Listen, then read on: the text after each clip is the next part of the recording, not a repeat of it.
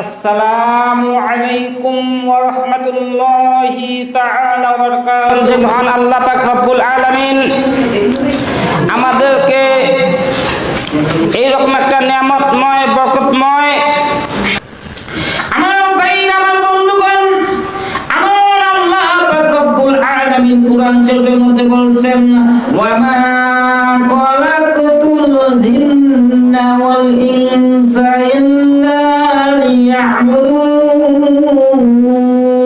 আল্লাহু আকবার। আমার আল্লাহ পাক রব্বুল আলামিন বলছেন, ও আমার বান্দা, আমার বান্দি, আমি তোমাদেরকে সৃষ্টি করিয়াছি শুধুমাত্র কেবলমাত্র একমাত্র আমার ইবাদত করার জন্য। বলি সুবহানাল্লাহ।